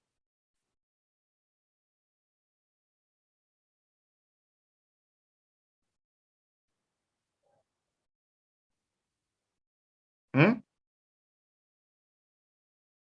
El 5 por qué, ¿no, Sara? El más conocido, ¿no? El Ishikawa, el Pareto, la metodología 8D, la 6M, ¿ya? Entonces, ay, perdón. Entonces, dicho análisis podría identificar una razón de la desviación que haga que la cantidad del producto afectada se vea limitada o aumentada. No puede ser que surgió una no conformidad, ¿no? En un producto contaminado, pero cuando hacemos el análisis de causa, nos damos cuenta que fue que el equipo falló. Y ese equipo, por ese equipo pasa el producto contaminado, pero también pasa otro producto. Entonces puede haber producto involucrado de mayor cantidad u otras líneas que pudieron verse perjudicadas. Por ejemplo, el molino, ¿no? Estás moliendo harina y después sacas otro tipo de harina. Y el tamiz estaba malogrado. Entonces ya contaminaste el producto que identificaste, más posiblemente el producto que pasó después. ¿Ok? Entonces, eso el análisis de caso te permite determinar, ¿no? ¿Cuál es el alcance que tuvo esta no conformidad? Hay que establecer acciones correctivas y revisarlas, ¿no? Para identificar si hay tendencias, ¿no? Posiblemente si hay tendencias, se quiere decir que no se aplicó adecuadamente la acción correctiva, ¿no? Y por ende, la causa raíz que ustedes identificaron no es la correcta. Hay otra causa raíz ahí, por ahí. ¿Ya? Bueno, después tenemos que hacer el principio 6, ¿no? La validación y procedimientos de verificación. Entonces, aquí les dejo la definición de cada una, ¿no? La verificación son métodos, procedimientos, pruebas y otras evaluaciones para determinar si una medida de control está o ha estado funcionando según lo previsto. Y validar es obtener evidencia de que una medida de control o una combinación, si se implementa, no se ha implementado, es capaz de controlar el peligro hasta un resultado específico. ¿Ya? Algunas metodologías para validar: revisión de literatura científica, modelos matemáticos, por ejemplo el Combase, ¿no? O la curva de crecimiento microbiológico de la USDA, el Departamento de Estados Unidos de Agricultura, y también realizando estudios de validación en su planta, ¿no? Muy bien. Ahora, ¿qué pasa cuando nosotros hemos utilizado una orientación por expertos para validar los límites críticos? Usted debería velar que esos límites se apliquen plenamente en la operación concreta, ¿ya? Tiene que asegurar que su proceso es reproducible, que se puede reproducir esa orientación en su proceso. Si no, no tiene sentido. Más que aprovechando para responder la consulta, ¿no? Más que la pasteurización sepamos de que a ciertas temperaturas se elimina, tenemos que asegurar que nuestro equipo puede llegar a esos parámetros en las condiciones de producción más exigentes pero reales posibles. No es lo mismo validar en una producción bastante ligera, ¿no? Que cuando estamos produciendo a gran cantidad, ¿ya? Tengan mucho cuidado con eso. Y la verificación es establecer procedimientos para confirmar que el sistema funciona de manera efectiva, ¿no? Así como los procedimientos que muestren que las medidas de control se están controlando, no los peligros, y también revisar la idoneidad del sistema periódicamente. Entonces, hay dos elementos que hay que verificar. El plan, que es verificar obviamente el documento, y el sistema, verificar que se está aplicando el plan, ¿ya? Entonces, en la verificación del sistema lo puede hacer a través de observaciones, auditorías, calibración, muestreo y análisis, y revisión de registros. ¿Quién verifica? Obviamente alguien que no sea responsable de realizar el seguimiento y las acciones correctivas, ¿no? Hay un conflicto de interés. Y también, cuando determinadas actividades de verificación no se pueden realizar internamente, la verificación debe ser realizada en nombre de la empresa, por expertos externos o terceros. ¿Ya? Calificados, obviamente. En lo que es la frecuencia de verificación, deberá ser suficiente para confirmar que el sistema está funcionando eficazmente. Obviamente tú revisas el sistema cuando ya se han ejecutado todas las actividades, los programas de calibración, los programas de mantenimiento, ¿no? Y tiene la suficiente información del monitoreo. Entonces, generalmente las verificaciones como tal se hacen cada año, ¿no? En auditoría interna, ¿no? O cada mes, si es que hacemos análisis. Entonces, hay que hacerlo con la suficiente frecuencia para determinar que el HACCP está implementado correctamente. Entonces, hay que revisar de manera integral todos los elementos del sistema, ¿no? Periódicamente, cada año, o cuando se produzcan cambios, ¿sí? Entonces hay que revisar todo, si se han identificado bien los peligros significativos, si las medidas de control son oportunas, si los límites críticos son validados, si el monitoreo y la verificación están ocurriendo de acuerdo con el plan, ¿no? Porque estamos verificando el sistema. Y si las desviaciones se han identificado correctamente, las acciones correctivas son apropiadas. Esta revisión, como ya he comentado, puede hacerlo personas dentro de la empresa alimentaria o externos, pero que no haya conflicto de interés. Y la revisión debe incluir la confirmación de que varias actividades sean ejecutadas según lo previsto. Eso es verificar, corroborar, ¿ya? Finalmente, la documentación, ¿no? La documentación no tiene que ser un obstáculo, estimados, ¿ya? No pueden sobredocumentarse, porque el problema que tenemos nosotros es que vamos primero al escritorio a documentar y después vamos a la cancha o al campo a implementar. Al revés, van al campo primero, revisan cómo es el trabajo y de ahí van al escritorio y documentan. ¿Ok? He visto empresas cuando yo audito para HACCP, ¿no? Para PGH, para certificación, las empresas se ponen la soga al cuello, hacen o documentan algo que no están haciendo. ¿Ok? Entonces tienen que ser apropiados para la naturaleza y el tamaño de la operación y suficientes para ayudar a la empresa a verificar que el HACCP esté en su lugar y se mantenga. Cuando corresponde, los registros también se pueden mantener electrónicamente, ¿sí? Entonces, algunos puntos que deben revisarse cuando el HACCP tiene que revisarse cuando hay un nuevo proceso, un nuevo ingrediente, un nuevo producto, un nuevo equipo, o cuando hay peligros emergentes. Hace algunos años la E. coli era considerado un indicador. Hoy en día es un patógeno con varios patotipos, 6 en total. ¿De acuerdo? Y la revisión también implica determinar si la aplicación de los 12 pasos del HACCP sigue siendo correcta, ¿no? Por ejemplo, determinación de ausencia de un PCC. Puede haber en la evaluación del HACCP que no tengas PCC y lo manejes como un sistema de higiene de alimentos, ¿no? Entonces tienes que revisar si sigue siendo tu sistema ideal, ¿sí? Muy bien, colegas, y eso sería todo, ¿sí? Ante todo agradecido por haberme escuchado, comentarles, antes de pasar las preguntas, que como Ibero, nosotros ya tenemos años trabajando, dictando cursos de capacitación, HACCP, validaciones, cursos de IFS, Meta. Quien habla es trainer oficial para normas IFS. Mi colega Alberto es trainer para BRC.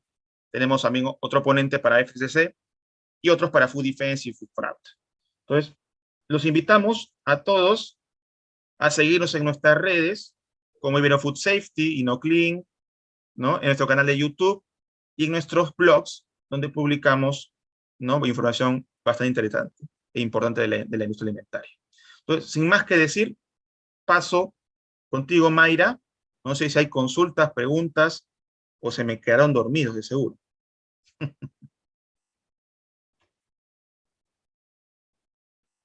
¿Estás ahí, Mayra, o ya te quedaste dormida? No te escucho. No podía prender el micrófono, ya sé. Ah, ya. Coméntanos. ¿Preguntas, por favor? A ver, yo apunté unas anteriores durante la sesión. Ya, Vamos dale. a ver si podemos responderlas. Dale. Yanela Castillo consultaba, ¿es necesario realizar el estudio de vida útil del producto o se puede sustentar la vida útil con alguna bibliografía que se ha tomado de referencia? Buena pregunta. Dentro de la regulación, sí debería hacerse un estudio de vida útil, acelerado, ¿no? O en anaquel. Si es acelerado, será porque es un producto que tiene una vida larga, ¿no? Sí, yo recomendaría que se haga un estudio de vida útil para asegurar. En Estados Unidos, o en dónde es, perdón, había uno, en BRC, por ejemplo, se te indica, ¿no? Que si no se puede hacer un estudio de vida útil a modo de análisis, ustedes pueden presentar una justificación documentada, pero obviamente debe estar justificada en el ámbito técnico, para asegurar que ese producto tiene la vida útil que ustedes han determinado, mientras hacen sus estudios de vida útil en laboratorio. Eso lo dice BRC. Pero a nivel de autoridad, en mi experiencia, yo considero pertinente que hagan el estudio en un laboratorio, ¿ya? Antes de comenzar a producir. ¿Qué más? Siguiente pregunta. Jean-Pierre Gutiérrez consulta, ¿qué hay acerca de los microorganismos que se encuentran naturalmente en algunos alimentos? Claro, como comentaba, los alimentos tienen una carga microbiana natural, ¿no? Entonces, no tiene nada de malo que lo tenga. Lo malo es que esté en niveles inaceptables, presencia de salmonela, ¿no? O cantidades de E. coli patógena en niveles inaceptables por el tipo de alimento. Entonces, hay que controlar que estén dentro de los niveles aceptables que plantea la autoridad sanitaria o la regulación fuera de país o alguna publicación científica que da, por ejemplo, la EFSA, ¿no? Que es la Autoridad Europea de Inocuidad Alimentaria o la FDA, o los que más saben, ¿cierto? Exactamente, pero no tienen límites. Siguiente pregunta, Jenny Sedano pregunta acerca del equipo HACCP. ¿Cómo demostramos la competencia técnica? Muy bien. La competencia técnica o competencia es el conocimiento y las habilidades del personal, que se construyen a través de la educación, formación y experiencia. Así que ustedes deben tener educación, formación o experiencia en HACCP, ¿ya? No te dan un temario o una cantidad de horas, ¿no? Pero mientras sea un curso, ¿no? Dictado por una organización o un ponente reconocido, es suficiente. Y también las competencias dentro de su área deben ser los que más conocen su proceso.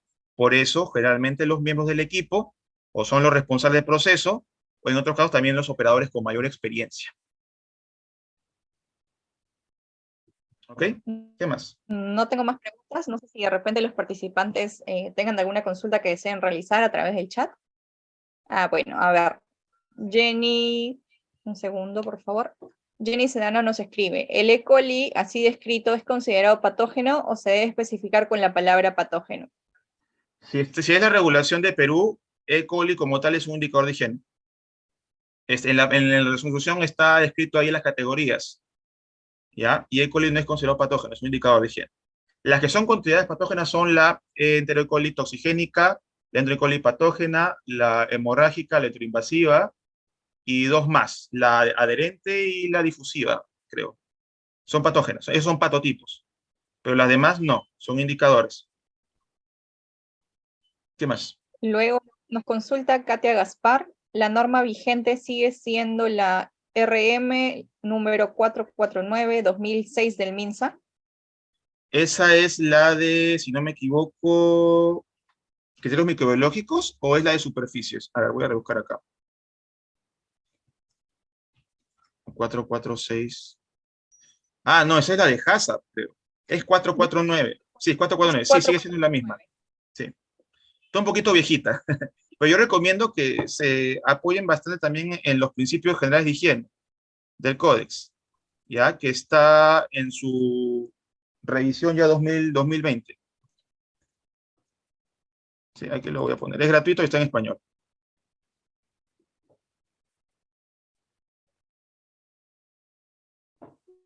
¿Qué más? Preguntas, chicos. Aprovechen.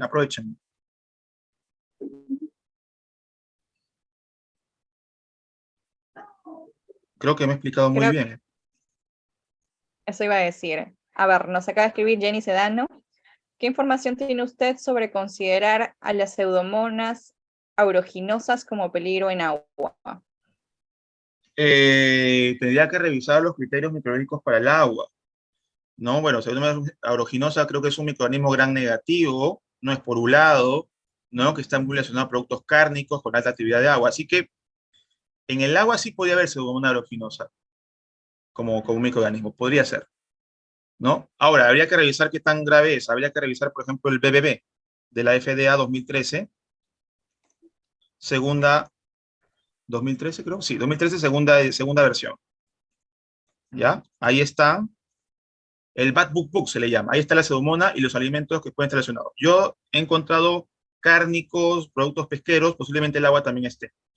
Pero no como una fuente de alimentos, sino como un transporte para llegar al alimento, que es el pescado. ¿Ya? Nos consulta Víctor Rodríguez. Para los diagramas de flujo, ¿qué tipo de diagramas es recomendable? El básico.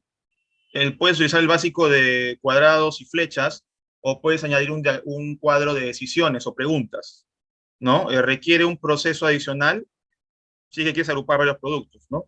Tenemos, por ejemplo, la nomenclatura de la ISO, de la ANSI, de la ASME, en diagramas de flujo. Puedes buscarlos en internet. Pero yo recomiendo el más básico, ¿ya? El de cuadrados y flechas.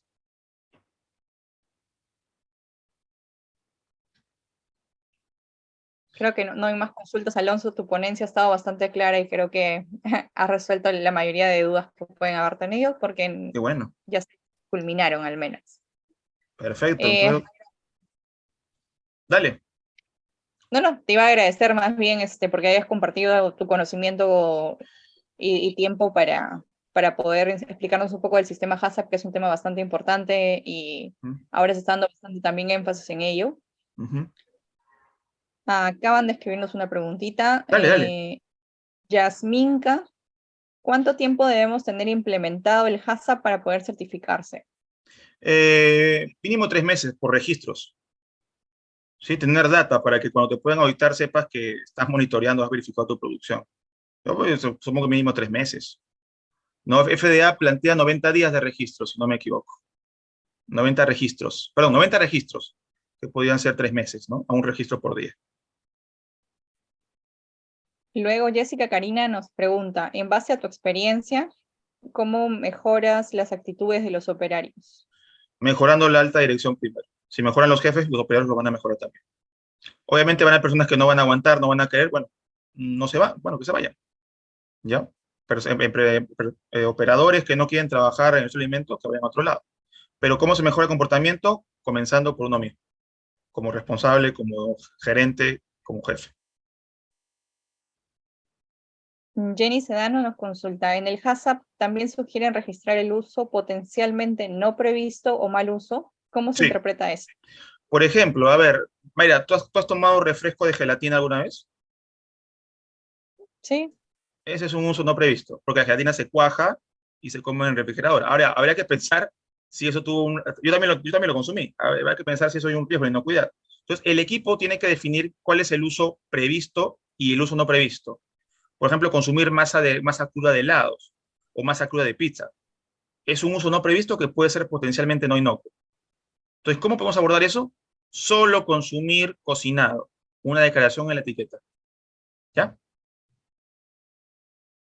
correcto. Más Más preguntas, preguntas. chicos. Aprovechen, porque después va a costar el curso. ¿Ah?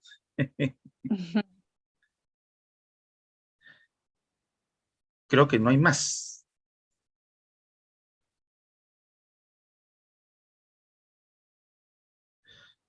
Salen nos comenta. Con esa, si exporto alimentos, me resguardo. Claro, me resguardo. Si exporto alimentos, ¿a quién le vendería durante los 3 meses? ¿A quién le vendería durante los 3 meses? Tendrías que, es que no puedes, lo que pasa aquí es que tenemos un tema legal de habitación sanitaria, Jean-Pierre, ¿no? Puedes tenerlo ahí almacenado hasta que tengas la habilitación y poder comercializarlo dentro de la vida útil, ¿no? Pero eso es lo que se recomienda. No estoy diciendo que sea una, este, una obligación. Puedes comunicarte con la autoridad como DIGESA, o el Cernapesca, o la Seremi en Chile, ¿no? O el Ministerio de Argentina, o de Colombia, y de indicarle cuántos registros necesito para poder trabajar. Si puede ser un mes o 30 registros, enhorabuena. Te habilitas y comienzas a producir. De nada, sí, vamos a hacerlo mensualmente, estimada. ¿Qué más? De acuerdo con la revisión del 2020 del Códex, ¿cómo considera el tema de cultura de inocuidad? La cultura, básicamente, es el conjunto de creencias, valores y normas que definen una forma de pensar y de actuar. Es tu comportamiento y tu pensamiento. Entonces, cuando piensen ustedes en inocuidad, ¿en qué creen? Y eso convertirlo en un comportamiento y poder trabajarlo. Creo que va a haber un webinar, ahí Mayra lo conversamos, para un próximo mes para hablar de cultura, ¿ya? E invitar a los chicos a que también puedan participar en este webinar, ¿sí? Porque estoy viendo algunas preguntas sobre cultura que es interesante también abordar. A ver, el peligro del Clostridium botulinum se analiza en el proceso térmico, pero algunos autores indican por qué no se analiza en etapas anteriores y solo aparece en la etapa final de la esterilización. Eh, pero es que, ¿cuál es la etapa? Pues, ¿cuál es el PCC? ¿Cuál es la última etapa en donde es indispensable controlar ese peligro?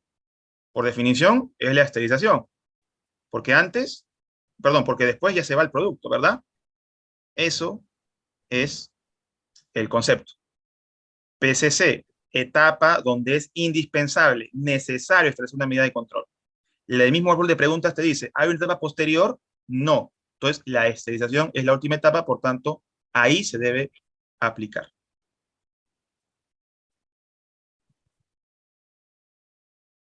¿Sí, Jenny? ¿Se entendió?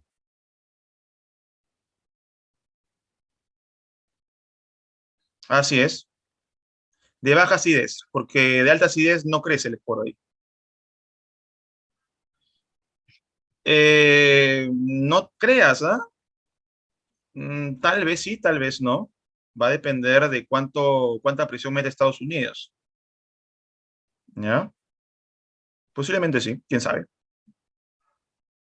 Pero por mientras no. En la Comunidad Europea todavía sigue usando el HACCP, ¿ah? Y ha actualizado y está usando un HACCP con enfoque en la ISO 22000, con PPRO. Entonces, ¿qué hacemos? O le vendemos a Estados Unidos o le vendemos a Europa. Yo creo que tenemos que venderles a los dos. Hay que aprender a integrar el sistema. ¿Ya? ¿Qué más? ¿Qué más? Pregunten, pregunten. Que después ya no, tal vez no haya oportunidad. Voy a poner mi correo, por favor, aquí, ¿sí? Si requieren también alguna consulta o algún servicio, nosotros como empresa hacemos capacitaciones, asesorías, implementaciones, ¿ya? Para que nos puedan escribir. Bien, creo que ya no hay más preguntas, Mayra. Correcto. Bueno, también como comentó Alonso, damos webinars más o menos 1 a 2 al mes. El próximo que estamos pensando es el de cultura, entonces sí les pedimos que nos sigan de repente, ya sea en cualquier red que usted prefieran, ya sea Facebook, Instagram o LinkedIn, para que en caso no les llegue el correo de invitación, también puedan inscribirse porque siempre lo estamos publicando y así no se pierdan de ningún tema de interés, ¿no? Bueno, Alonso, entonces muchísimas gracias por tu tiempo, tu conocimiento y bueno, y la experiencia, ¿no? También que esto es bastante enriquecedor, perdón, ya se me fue la palabra. Enriquecedora. Sí. Correcto. Muchas gracias, Muchas gracias Alonso, a todos y nos vemos, ¿ah? Que tengan una buena tarde. Hasta luego. por participar también. Hasta luego.